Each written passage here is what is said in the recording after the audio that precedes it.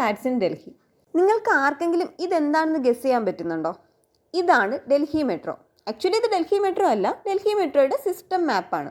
ഡൽഹി മെട്രോയെ കുറിച്ച് പറയാനാണെങ്കിൽ ഒത്തിരി കാര്യങ്ങളുണ്ട്. ഇന്ത്യയിലെ തന്നെ ലാർജസ്റ്റ് മെട്രോ എന്ന് കണ്ണും പൂട്ടി പറയാം. ഡൽഹിയിലെ ഓരോ മുക്കും മൂലയും മെട്രോ കണക്ട് ചെയ്തിട്ടുണ്ട്.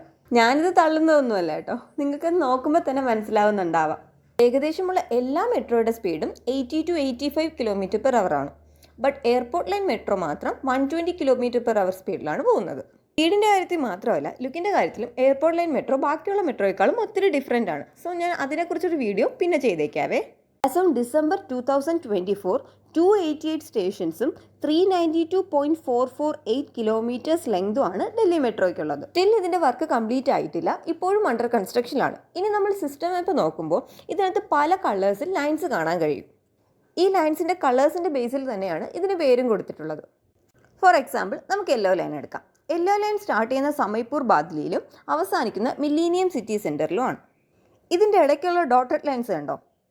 എന്ന് വെച്ചാൽ ഈ സ്ഥലത്തൊക്കെ മെട്രോ അണ്ടർഗ്രൗണ്ടിലൂടെയാണ് പോകുന്നത്. ഇതിൽ യൂസ് ചെയ്യുന്ന എല്ലാ സിമ്പിൾസും എന്താണ് റിപ്രസെൻറ്റ് ചെയ്യുന്നതെന്ന് ഇവർ തന്നെ സെപ്പറേറ്റ് ബോക്സിലായിട്ട് കൊടുത്തിട്ടുണ്ട്. സോ നോക്കുന്ന ആർക്കും പെട്ടെന്ന് മനസ്സിലാക്കാൻ പറ്റും. ഏതൊരു രീതിക്ക് ചിന്തിച്ചാലും ട്രാൻസ്പോർട്ടേഷന് ഒട്ടും തന്നെ കൺഫ്യൂഷൻ ഇല്ലാത്തൊരു സർവീസും കൂടെയാണ് മെട്രോ. ഇത് ഞാൻ പറയാൻ കാരണം അടുത്ത വീഡിയോയിൽ പറയാം. ഇന്നത്തേക്ക് ഇത്രയേ ഉള്ളൂ. Stay tuned for more. By.